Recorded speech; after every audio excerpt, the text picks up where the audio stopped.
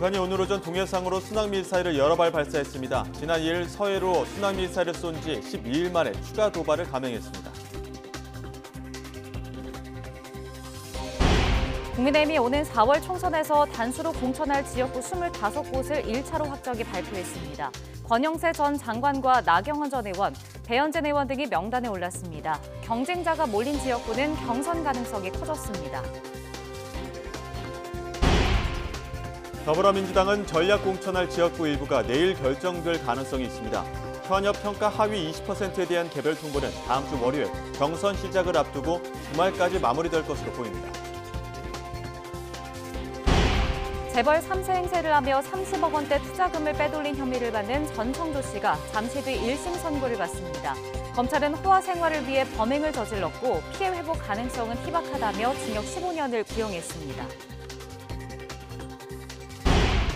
방송인 박수홍 씨의 출연료 등을 빼돌린 혐의로 재판에 넘겨진 친형 부부의 1심 선고가 오늘 나옵니다. 검찰은 징역 7년과 3년을 구형한 가운데 박수홍 씨는 엄벌해달라는 탄원서를 제출했습니다. 아시안컵 축구에서 지도력에 문제가 제기된 클린스만 감독에 대해 축구협회가 경질적으로 가닥을 잡은 것으로 YTN이 단독 취재했습니다. 대표팀 주장 손흥민 선수는 준결승을 앞두고 후배들과 언쟁을 벌이다 손가락이 탈구되는 부상을 입었던 것으로 확인됐습니다. YTN 뉴스앤 이슈 이어갑니다. 북한이 오늘 오전 동해상으로 순항미사일을 여러 발 발사했습니다. 앞서 북한이 지난 2일 서해 지역에서 순항미사일을 쏜 지 12일 만입니다. 취재기자 연결해서 자세히 들어보겠습니다. 최민기 기자. 네, 국방부입니다. 북한이 또다시 순항미사일을 발사했는데 자세한 소식 전해주시죠. 네, 그렇습니다. 우리 군은 오늘 오전 9시쯤 강원도 원산 동북 쪽 해상에서 순항미사일을 여러 발 포착했다고 밝혔습니다. 이와 관련해 한미 정보당국이 정밀 분석 중이고 북한의 추가 징후와 활동을 면밀히 주시하고 있다고도 덧붙였습니다. 최근 잠수함 발사용으로 개량하기도 했던 북한의 전략 순항미사일 화살 개통일 것이란 관측이 나오는데 구체적인 재원은 추가적인 분석이 나와봐야 알 것으로 보입니다. 북한은 지난 2일 서해상으로 순항미사일을 여러 발 발사한 데 이어 12일 만에 또다시 발사를 감행한 겁니다. 지난달 24일 첫 시험 발사를 시작으로 올해 벌써 5차례나 순항미사일을 쏘고 있습니다. 이는 미사일 체계의 안정성을 확보하고 타격의 정밀성을 높이려는 의도로 풀이된다는 것이 군의 시각인데요. 앞서 북한 노동당 기관지 노동신문도 최근 시험 발사 중인 순항미사일이 잠수함 발사용인 불화살 3의31형이라는 사실을 공개하기도 했습니다. 지난달 28일 북한은 김정은 국무위원장이 순항미사일의 잠수함 시험 발사를 직접 지도한 사실을 공개하며 꾸준히 대남 위협 수위를 높이고 있습니다. 지금까지 국방부에서 YTN 최민기입니다. 지난해 윤석열 대통령의 영국 국빈 방문을 앞두고 대통령실 행정관의 이메일이 북한에 의해 해킹당했던 사실이 뒤늦게 파악됐습니다. 해킹된 이메일에는 윤 대통령이 영국에서 진행한 일부 행사의 일정과 대통령 메시지 등이 포함된 것으로 알려졌습니다. 대통령실 관계자는 YTN의 순방을 떠나기 전 관련 사안을 사전에 포착해 필요한 조치들을 취했다면서 해당 행정관이 부주의로 이메일이 아닌 상용 이메일을 사용해 보안 규정을 위반한 것이 원인이라고 설명했습니다. 국민의힘이 1차 단수공천 후보 25명의 명단을 공개했습니다. 권영세 전 통일부 장관과 나경원 전 자유한국당 원내대표가 서울 용산과 동작 을의 총선 후보로 각각 결정됐고 배현진, 조은희 의원은 송파 을과 서초갑에서 재선을, 이용호 의원은 서대문 갑으로 옮겨 3선에, 구로 을로 옮긴 태영호 의원은 재선에 도전하게 됐습니다. 전직 지도부 가운데 김병민 최고위원은 광진갑, 김재섭 전 비대위원은 도봉갑에 공천받았고 영입인재인 전상범 전 부장판사는 강북갑, 호준석 전 YTN 앵커는 구로갑, 박정훈 전 TV조선 앵커는 송파갑 단수 후보자로 각각 결정됐습니다. 대통령실 출신 출마자는 경선 가능성이 커졌는데요. 이에 대한 공관위원장의 답변 들어보겠습니다. 용산에서 왔는지 당에서 왔는지 관계없습니다. 그 수치가 가장 좋고 승리 가능성이 있는 분들을 쿨하게 이렇게 정했다. 그래서 시스템 공천을 하니까 의외로 눈에 바로 들어왔습니다. 특히 면접도 하고 여러 가지 데이터도 보고 누가 승리할 가능성이 높은지 거기에 관해서 우리 공천위원들 사이에 거의 이견이 없었습니다. 그래서 이번 공천은 시스템 공천을 통해 가지고 했는데 생각보다는 승률이 높을 것이다. 이렇게 저희들은 판단합니다. 국민의힘 정영환 공천관리위원장은 하태경 의원과 이영 전 중소벤처기업부 장관, 이해운 전 의원이 나란히 공천을 신청한 서울 중성동을은 경선으로 갈 가능성이 99%라고 말했습니다. 박진 전 외교부 장관과 이원모 전 대통령실 인사비서관이 공천을 신청해 지역구 조정 가능성이 제기된 서울 강남을에 대해선 어떻게 될지 모른다며 말을 아꼈습니다. 또 인유한 전 혁신위원장이 서울 종로 등 지역구에 출마할 수 있다는 보도는 사실이 아니라며 지역구는 나오지 않을 것이라고 밝혔습니다. 더불어민주당 전략공천관리위원회가 이르면 내일 전략공천이 확정된 일부 지역구의 총선 후보자를 발표합니다. 앞서 민주당은 현역 의원이 불출마하거나 탈당 등의 사유로 자리가 빈 지역구 18곳을 전략선거구로 지정했습니다. 이명백 공천관리위원장은 이르면 이번 주말 현역 의원 평가 하위 20%에 해당하는 의원들에게 개별적으로 결과를 통보할 것으로 알려졌습니다. 더불어민주당 이재명 대표가 최근 당내 중진급 전현직 의원들을 접촉해 사실상 불출마를 권고하고 연일 인적 쇄신 의지를 나타내는 등 공천 물갈이에 속도를 내고 있습니다. 이 대표는 오늘 회의에서 공천과 관련해 이른바 올드보이들이 양보해야 한다고 해석될 수 있는 취지의 발언을 내놨습니다. 관련 내용 직접 들어보겠습니다. 더불어민주당이 우리 국민들의 희망이 되겠습니다. 뼈를 깎는 심정으로 우리 안의 과거를 극복해 가겠습니다. 단결과 통합을 통해서 민주당의 역량을 하나로 묶겠습니다. 떡잎은 참으로 귀합니다. 그러나 떡잎이 져야 새순이 자랍니다. 세 가지가 또 다른 세 가지를 위해서 양보해야 합니다.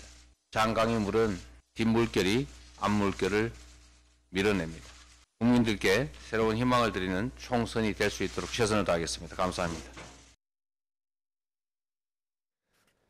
공천 작업이 본격화할수록 이를 둘러싼 신경전과 잡음은 계속 새어나오고 있죠. 최근엔 민주당 이재명 대표가 일부 중진급 인사에게 전화해 직접 불출마 요구를 한 것으로 알려지면서 적절성 시비가 일고 있습니다. 오늘 아침 민주당 박성준 대변인은 이재명 대표의 전화가 총사령관으로서 예우 차원이라고 설명했습니다. 그러면서 과거 한동훈 위원장이 마포에서 김경률 비대위원의 손을 들어준 걸 지적했는데요. 들어보시죠. 이번 전쟁이라고 하는 것이 이제 4월 10일 총선 아닙니까?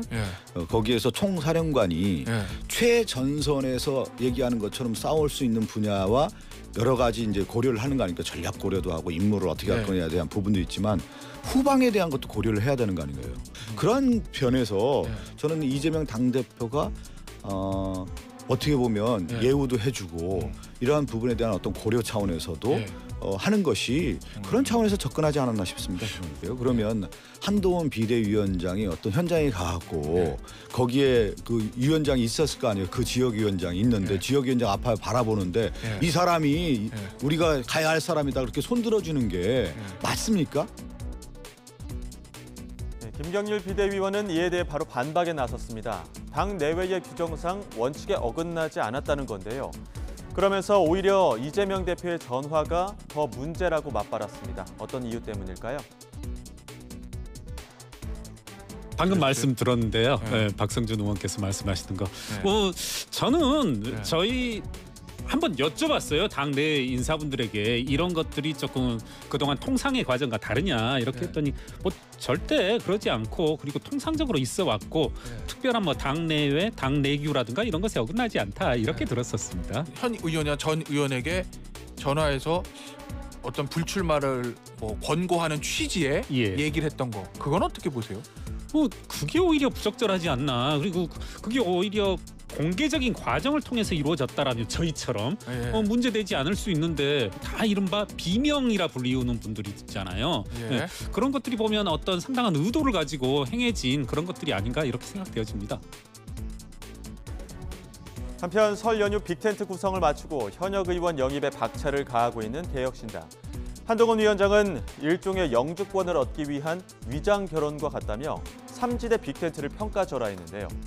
이낙연 개혁신당 공동대표는 지금 이런 상황이 생긴 원인부터 되짚어봐야 한다며 신당을 겨냥한 공격이 거대 양당답지 않다고 지적했습니다. 그러면서 한동훈 위원장을 향해 검사 냄새를 좀 뺐으면 좋겠다며 강한 어조로 비판했습니다. 그런데 양당한테 말하고 싶은 것은 같은 시기에 신당이 4개나 한꺼번에 생긴 건 아마 한국 정당 사상 처음일 거예요. 네. 왜 그런 일이 생겼던가? 양당의 국민들이 많이 실망했기 때문에 그럴 거예요. 그러면 거대 양당이라면 자기들이 뭘 잘못했는가? 왜 이런 현상이 빚어졌는가? 이걸 먼저 생각하는 것이 옳지.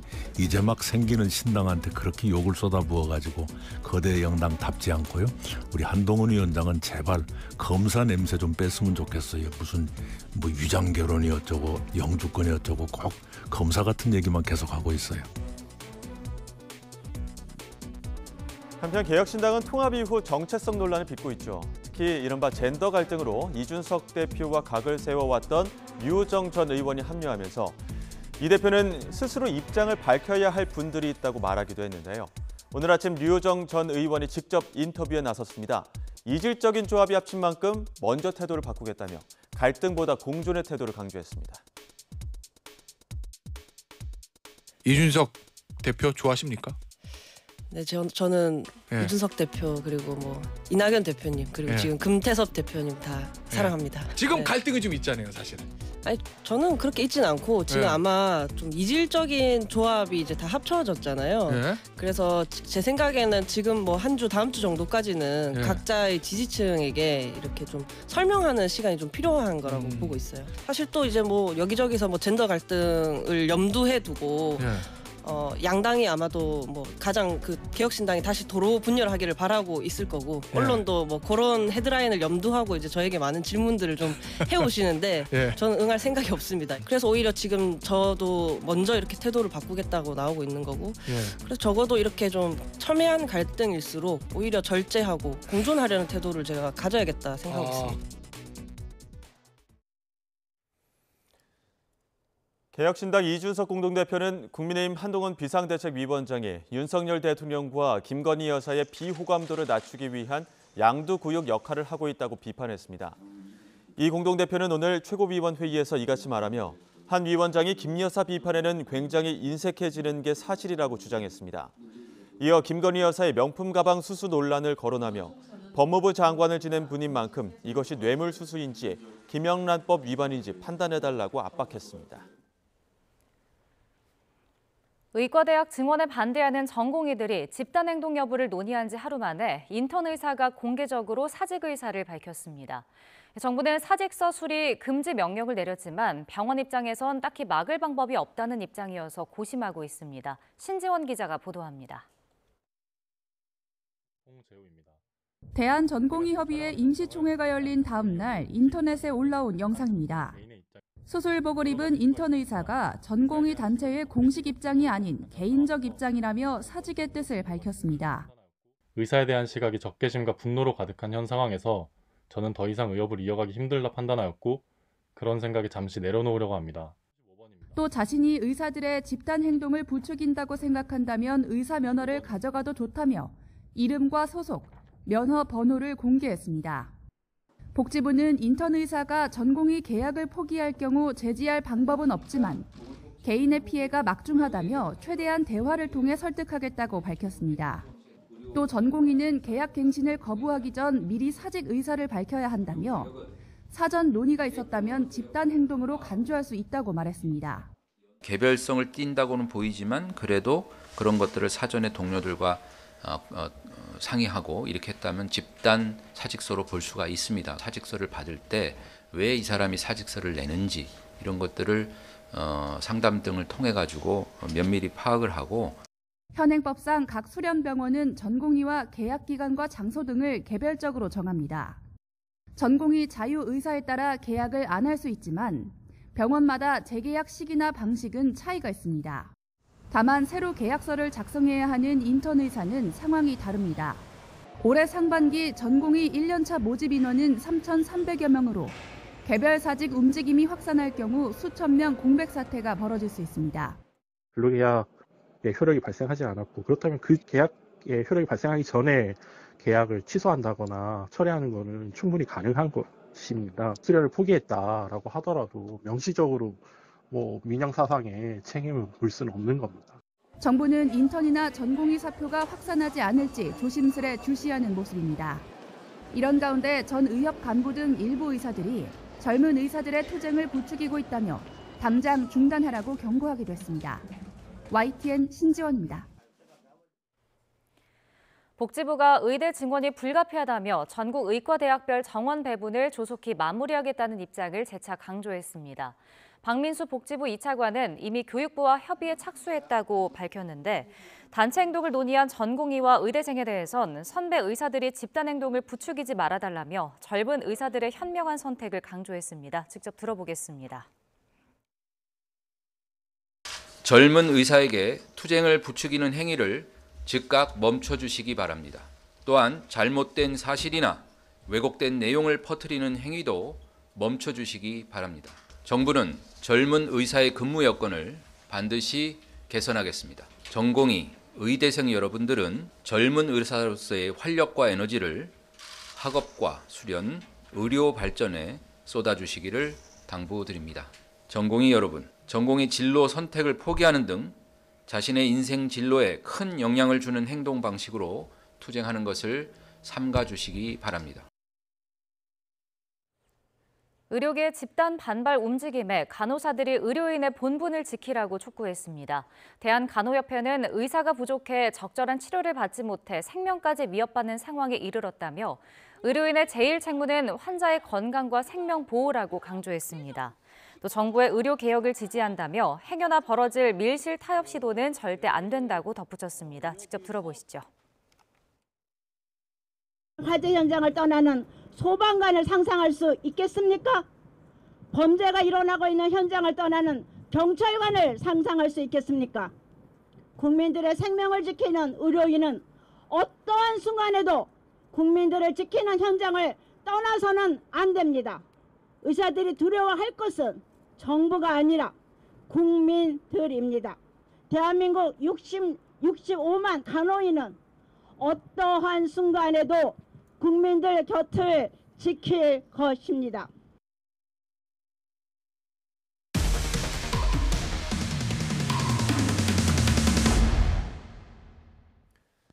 척추치료병원의 대리수술과 압수수색 정보 사전 유출 의혹과 관련한 YTN 단독 보도 이후 경찰이 팀을 새로 꾸려 수사하고 있습니다. 그런데 이 병원이 한 차례 압수수색을 당하고도 대리수술한 정황이 추가로 드러나 경찰이 들여다보고 있습니다. 우종은 기자의 보도입니다. 최근 YTN이 단독 보도했던 척추치료병원 수사정보 유출 의혹 등과 관련해서 경찰이 서울 서부경찰서와 해당 병원에 대해서 본격적인 강제 수사에 착수했습니다. YTN 보도 여파로 경찰은 서울 은평구 척추치료병원을 둘러싼 대리수술과 수사기밀 유출 의혹을 전면 재수사하고 있습니다. 그런데 수사 과정에서 대리수술이 추가로 이루어졌다는 정황이 포착됐습니다. 심지어 병원과 의료기기 업체의 관계자들이 입건되고 한 차례 압수수색을 받은 이후에도 대리수술을 이어온 것으로 경찰은 의심하고 있습니다.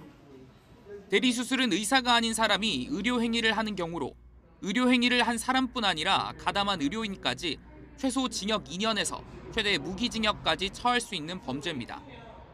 이와 함께 병원장이 추가로 수사선상에 오른 사실도 확인됐습니다. 해당 병원은 대리수술 외에 쓰지도 않은 비급여 치료 재료를 썼다고 환자를 속이고 비용을 과도하게 청구했다는 의혹도 받고 있는데 병원장은 경찰 수사가 임박해오자 직원들에게 비급여 치료 재료 입출고 기록을 조작하라고 지시한 혐의를 받습니다.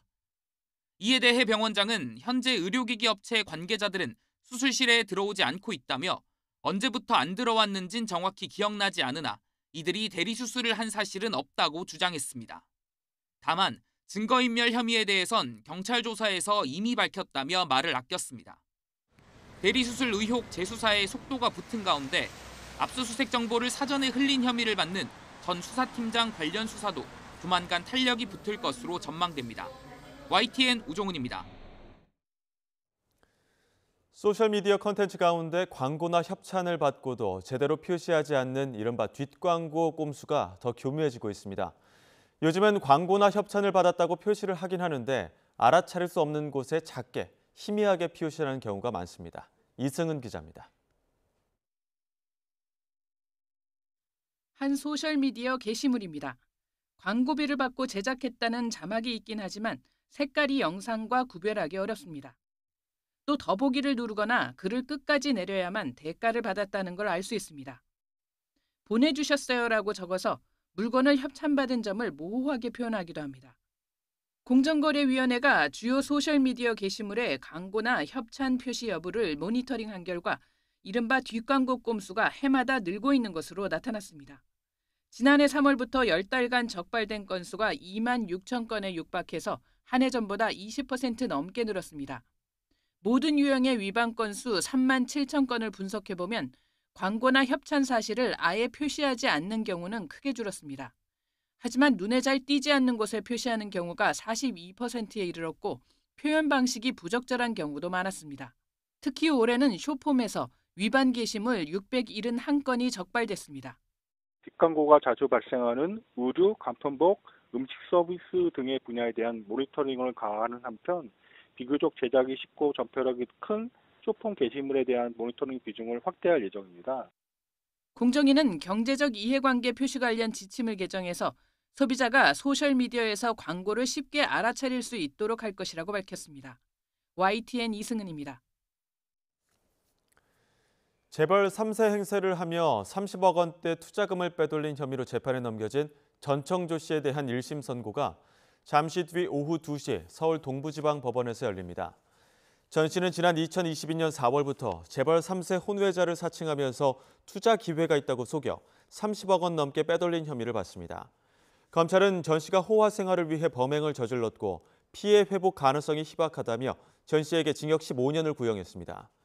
전 씨는 자신이 TV에 나오는 게 신기하다고 지인에게 편지를 보냈다는 보도가 나오기도 했는데요. 재판에는 어떤 영향을 미칠지 변호사의 해석 들어보시죠.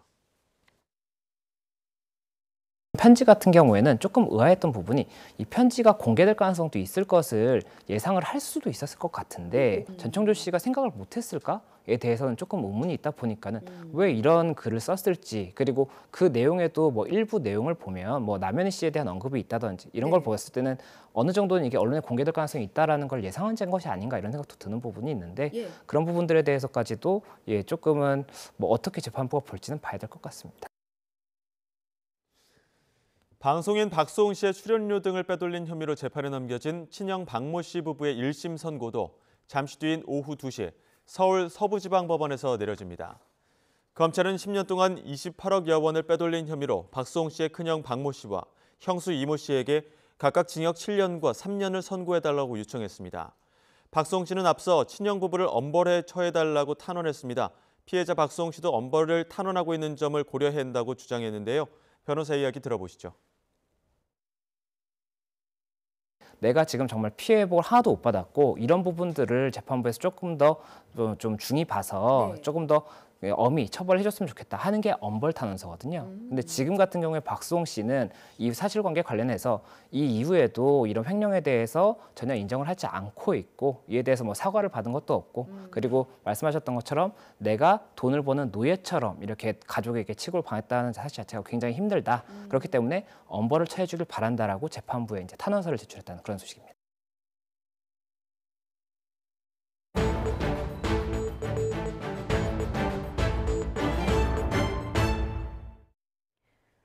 아시안컵에서 사실상 불합격으로 드러난 지도력에 대회 이후의 무책임한 대응까지 축구대표팀 클린스만 감독의 경질 여부를 놓고 대한축구협회도 바빠졌는데요. 어제 첫 임원회의에선 경질적으로 가닥을 잡고 정몽규 대한축구협회장에게 보고했습니다. 정 회장도 유임 쪽에 무게를 뒀다가 한 발 물러선 것으로 확인됐는데요. 스포츠부 연결해서 자세히 들어보겠습니다. 이경재 기자. 네, 이경재입니다. 네, 먼저 어제 단독으로 확인한 내용부터 전해주시죠. 네, 아시안컵 후속 조치를 논의하기 위한 대한축구협회 첫 임원회의가 어제 열렸는데요. 안건은 사실상 경질해야 한다는 여론이 뜨거운 클린스만 감독의 거취 문제였습니다. 어제 회의에는 정몽규 회장은 참석하지 않았고요. 문체부 차관 출신인 김정배 상근 부회장 주재로 윌러 전력강화위원장과 장회룡, 정혜성, 이임생, 황보관 등 선수 출신 임원진 10명이 모였습니다. 회의 이후에 별도의 브리핑은 없었는데요. 회의에 참석했던 이석 박재 부회장과 어렵게 통화가 됐습니다. 이 부회장은 회의에서 클린스만 감독은 경질해야 한다는 방향으로 입장이 정리가 됐고 이후에 정몽규 회장과 둘이 만나서 이런 뜻을 전달했다고 전했습니다. 잠시 들어보시겠습니다. 분위기가 전부 다 지금 사퇴 쪽으로 나도 그런 얘기를 했고 나머지 분들 다 동의를 하셨어요, 그 부분에 대해서? 나머지들도 이제 다 그 얘기들 다 했지. 네, 어제 회의는 구속력이 없는 협의체이긴 하지만 축구협회 주요 임원들이 대부분 참석해서 뜻을 모은 것이기 때문에 정 회장도 무겁게 의견을 받아들인 것으로 알려졌고요. 당초 이러한 여러 현실적인 걸림돌 때문에 유임으로 마음을 먹었다가 한 발 물러선 것으로 확인됐습니다. 아직 결정을 한 상태는 아니지만 국민 여론과 더불어서 축구인들을 대표하는 분들의 공통된 의견까지 확인했기 때문에 정 회장도 마땅한 명분만 찾는다면 경질로 돌아설 것이라는 관측이 가능해 보입니다. 전화통화 내용 잠시 들어보시죠. 정 회장님 뜻을 나한테 아까 살짝 붙이더라고. 명분이 있어야 4강까지 올라갔고 그래도 그나마 또 뭐 이런 거를 생각 안 할 수가 없잖아. 네, 이 부회장은 이 자리에서 정 회장이 직접 기자회견을 해서 허심탄회하게 클린스만 감독에 관한 문제를 털어버리는 방안을 제시했고요. 정 회장도 결정을 내릴 경우에 그 방법을 고민해보겠다고 답했다고 이 부회장은 전했습니다. 그리고 조금 전에 또 하나의 팩트가 확인됐는데요. 어제 회의 이후에 대한축구협회가 클린스만 감독의 경질을 전제하고 법률적인 검토에 들어갔다는 소식도 축구협회 고위 관계자를 통해서 확인을 했습니다. 네, 내일 축구협회에서 또 다른 회의가 예정돼 있죠? 네, 내일 오전에 국가대표 전력 강화위원회가 열려서 이 자리에서도 클린스만 감독 문제를 심도 있게 논의할 예정입니다. 전력 강화위원회는 어제 임원회의보다 훨씬 구속력이 있는 공식 회의체입니다. 마이크 뮬러 전력 강화위원장을 비롯해서 10명으로 구성되어 있는데 주로 전현직 K리그 감독들입니다. 축구협회 정관을 보면 이 조직은 국가대표팀 운영에 관한 조언과 자문을 하기 위해서 설치가 됐고요. 지도자의 선임과 해임, 재계약 관련 업무를 하는 것으로 되어 있습니다. 미국에 머물고 있는 클린스만 감독은 내일 이 회의에는 화상으로 참여를 하고요. 내일은 이 회의를 마치고 브리핑이 예정돼 있는데요. 여기서도 경질 쪽으로 의견이 모이면 아무리 현실적 문제가 있더라도 대세를 거스르기 힘들 것으로 보입니다. 네, 지금 이야기한 그 현실적인 문제라는 게 결국 경질했을 때 발생하는 잔여 연봉인 거죠? 네, 그렇습니다. 축구에서는 다른 종목과 달리 감독이나 선수 연봉은 공개하지 않는 게 일종의 문화인데요. 그래서 클린스만 감독의 연봉도 지금까지 추정치일 뿐이었습니다. 축구협회 고위 관계자의 통화를 통해서 잔여 연봉이 70억 정도이고 또 경질할 경우에 이 돈을 클린스만 감독에게 줘야 하는 조항이 계약서에 존재한다는 것을 확인했습니다. 게다가 축구협회는 최근에 계획보다 늘어난 천안축구종합센터 건축비를 충당하기 위해서 300억 원을 대출받았는데요. 정몽규 회장은 위약금을 줄 경우에 악화되는 협회의 재정 건전성을 놓고도 고심하고 있는 것으로 알려졌습니다. 네, 그리고 오늘 또 외신을 통해서 아시안컵 기간에 손흥민 그리고 이강인 선수 사이에 다툼이 있어서 손흥민 선수가 손가락을 다쳤다 이런 보도가 나왔더라고요. 이게 사실로 확인이 된 겁니까? 네, 영국의 대중지 더 선이 처음으로 보도했고요. 내용은 이렇습니다. 손흥민이 요르단과 준결승 전날 저녁 식사 자리에서 동료들과 언쟁을 벌이다가 손가락이 탈구되는 부상을 입었다는 거고요. 이강인을 비롯해서 젊은 선수들이 저녁을 일찍 먹고 탁구를 치러 가는데 주장인 손흥민 선수가 돌아와서 앉으라고 했고요. 일부 선수가 여기에 무리하게 대응을 하면서 순식간에 다툼이 벌어졌다는 겁니다. 이 과정에서 손가락을 다친 손흥민 선수는 준결승 요르단전에 이어서 설 연휴에 열린 프리미어리그 복귀전에서도 오른손의 두 번째와 세 번째 손가락에 붕대를 감고 뛰었습니다. 대한축구협회도 이 기사가 사실이라고 인정을 했고요. 경기 이후에 손흥민과 이강인 선수가 모두 결승 진출 실패를 자신의 탓이라고 자책한 것도 이런 사실과 무관해 보이지는 않습니다. 감독 문제로 어수선한 상황에서 선수 사이에 불미스러운 일까지 있었던 것으로 알려지면서 대표팀에 대한 우려가 커지고 있는데요. 클린스만 감독은 이 부분에 대해서도 관리 책임을 피하기 어려워 보입니다. 지금까지 YTN 이경재입니다. 주택담보대출 금리가 하락하면서 지난달 은행 가계대출 증가폭이 석 달 만에 다시 늘었습니다. 그런가 하면 시장 예상으로 돈 미국 소비자 물가 지수에 오늘 우리 증시와 외환 시장도 타격을 받고 있습니다. 취재기자 연결해서 자세히 알아보겠습니다. 나연수 기자. 네, 한국은행입니다. 네, 올해도 가계대출이 증가세를 보이고 있다고요? 네, 지난달 은행권 가계대출 잔액은 1,098조 4천억 원으로 지난해 12월보다 3조 4천억 원가량 늘어난 것으로 집계됐습니다. 10달 연속 증가세를 이어간 것인데 더 눈여겨볼 것은 증가 규모입니다. 지난해 10월 6조 7천억 원에서 11월 5조 4천억 원, 12월 3조 1천억 원으로 둔화 흐름을 보이던 게 석 달 만에 다시 확대로 돌아섰기 때문입니다. 한국은행은 주택담보대출 금리 하락이 가계대출 증가에 주된 압력으로 작용했다고 분석했습니다. 실제 지난달 주택담보대출 증가 규모는 4조 9천억 원으로 주택거래 감소 등을 반영하며 12월 증가분 5조 2천억 원을 밑돌긴 했지만 한국은행 예상치만큼 감소폭이 크지 않았습니다. 역대 1월 증가 규모 기준으로 봐도 통계 속보치 작성이 시작된 2004년 1월 이후 두 번째로 큰 수준입니다. 한은은 다만 신생아 특례대출을 비롯한 정책 변화는 당장 1월 가계대출 증가 흐름에는 큰 영향을 주지 않은 것으로 분석했습니다. 금융위원회가 발표한 이 금융권 포함 전체 금융권 가계대출 증가 규모도 지난해 11월 2조 6천억 원, 12월 2천억 원에서 지난달에는 8천억 원으로 확대 전환됐습니다. 은행 기업대출 잔액도 1,254조 4천억 원, 한 달 사이 6조 7천억 원 늘었습니다. 대기업 대출은 지난해 말 일시 상환됐던 대출이 재취급되면서 5조 2천억 원, 역대 1월 기준 세 번째로 크게 늘었고 중소기업 대출도 중소법인을 중심으로 증가로 돌아섰습니다. 네, 오늘 주식 시황도 살펴보겠습니다. 오늘 아침에 코스피가 상당히 하락 출발했는데 지금은 어떻습니까? 네, 오늘 아침 코스피는 어제 종가보다 1.5% 이상 내린 2609.6으로 하락 출발했습니다.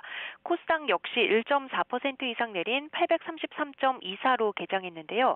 지금 코스피는 2622.32로 오전보다 낙폭을 줄였고 코스닥은 849.82까지 올라와서 상승 전환된 상태입니다.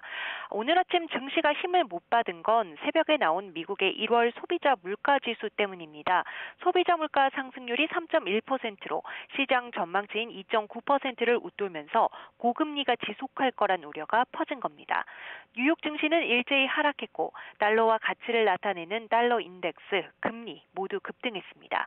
이에 따라 오늘 서울 외환시장에서 달러 대비 원화 환율도 어제보다 11.9원 오른 1,340원에 개장해 지금은 1,337원 선에서 거래되고 있습니다. 지금까지 한국은행에서 전해드렸습니다.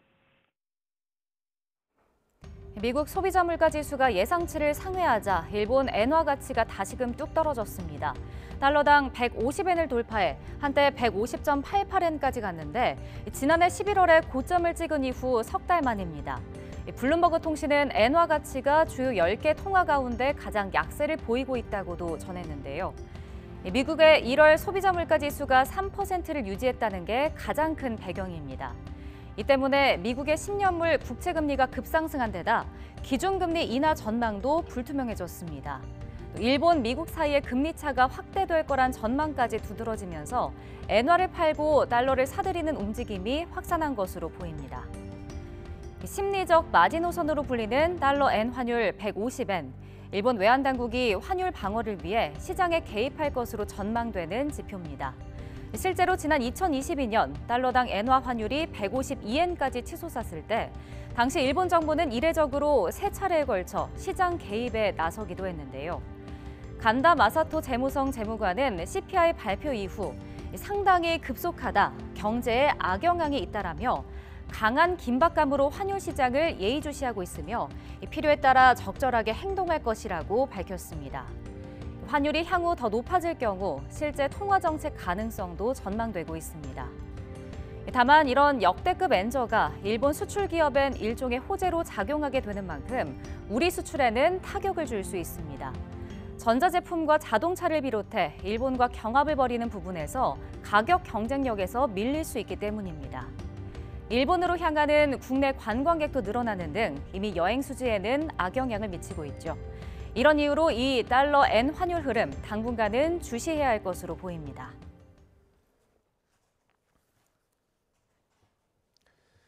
유진그룹의 YTN 인수를 승인한 방송통신위원회 처분에 반발해 YTN 노조가 법적 대응에 나섰습니다.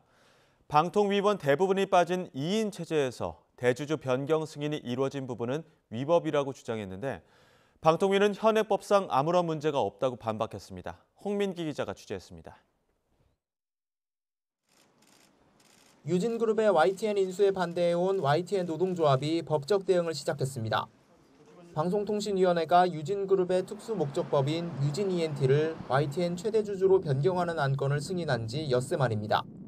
전국 언론노조와 YTN 노조는 방통위를 상대로 승인 처분을 취소해달라는 본안 소송을 내고 처분의 효력을 우선 정지해달라는 집행정지 신청도 함께 제기했습니다. 노조는 방통위가 사실상 파행 상태에서 내린 승인 결정은 절차적 하자가 명백해 위법하다고 주장했습니다. 방송사업자 승인 관련 사안은 방통위법에 따라 위원 절반 이상의 찬성이 있어야 하는데 김홍일 방통위원장과 이상인 부위원장만 참석한 2인 체제에서 일방적으로 승인이 이뤄진 건 정치적 다양성 반영이란 입법 취지를 정면으로 거스른 결정이란 겁니다. 앞서 방통위가 2인 체제에서 MBC 대주주인 방송문화진흥의 이사를 지명한 것도 방통위법 입법 목적을 저해할 우려가 있다고 지적한 2심 법원 판단도 주요 근거로 들었습니다. 노조 측은 유진ENT가 한 차례 승인이 보류된 뒤 추가로 낸 개선 계획은 심사 자체가 제대로 이뤄지지 않았다고 강조했습니다.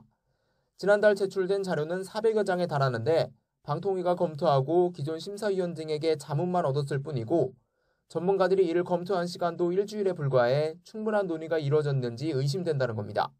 2인 방통위 체제의 YTN 매각 결정은 절차적으로 그리고 내용적으로 어떠한 정당성도 부여할 수 없는 불법과 하자의 결과라는 점을 다시 한번 밝히고 반면 방통위는 위원 2인 이상의 요구 혹은 위원장 단독으로 회의를 소집할 수 있어 2인 체제도 현행법상 문제가 없다는 입장입니다.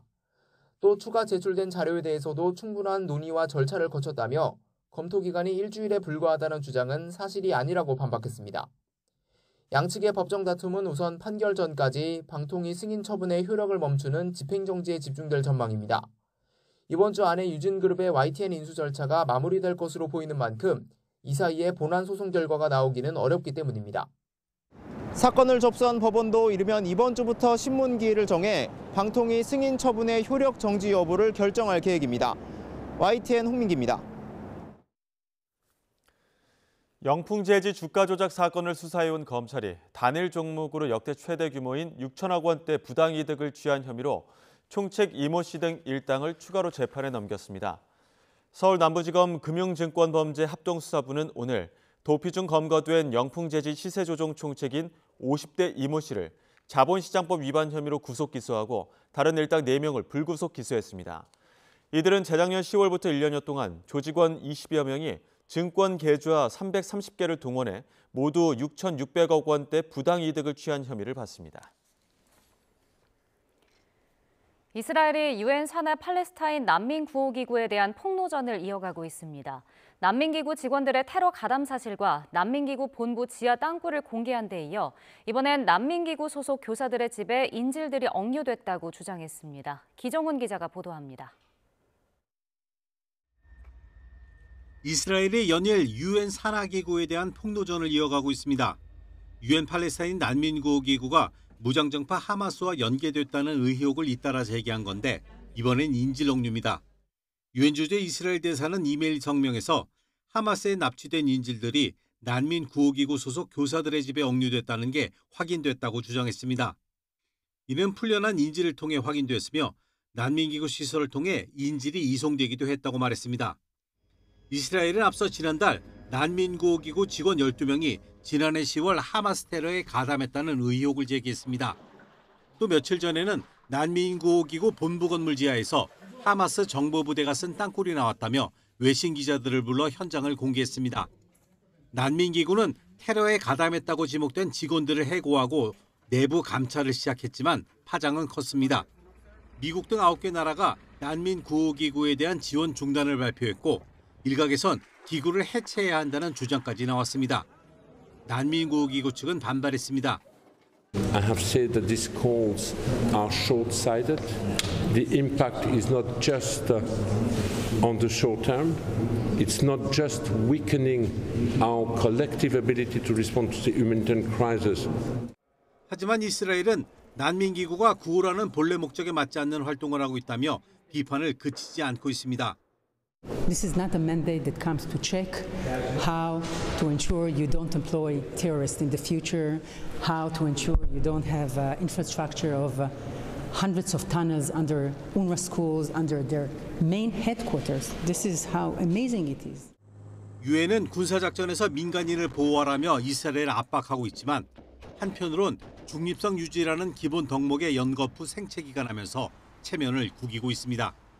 YTN 지정훈입니다. 이스라엘군이 지난해 10월 이후 행방이 묘연한 팔레스타인 무장정파 하마스 지도자인 야히야 시나르의 탈출 장면이 담긴 영상을 확보했다며 공개했습니다. 화면 함께 보시죠. 네, 이스라엘군 대변인이 가자지구 남부 칸 유니스의 지하 터널에 설치된 하마스의 보안 카메라에서 입수했다며 공개한 영상입니다. 시나르의 형제인 이브라임 시나르, 아내 중 한 명, 그리고 세 자녀인 것으로 알려졌는데요. 뒤를 이어 시나르가 지하 터널을 통해 미리 만들어 놓은 안전한 숙박단지로 탈출하는 듯한 모습이 담겼습니다. 이스라엘군 대변인은 이 영상이 지난해 10월 7일 이스라엘을 기습해 1,200명을 살해하고 250여 명을 인질로 잡아간 지 사흘 뒤인 10월 10일에 촬영된 것이라고 설명했습니다.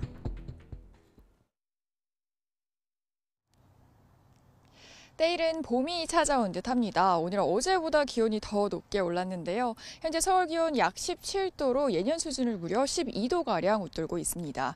기온만 보면 마치 4월 초에 가까운 봄 날씨인데요. 아쉽게도 오늘 전국 하늘빛이 흐립니다. 현재 남부 곳곳에는 비가 이어지고 있고 서울에도 구름이 많습니다.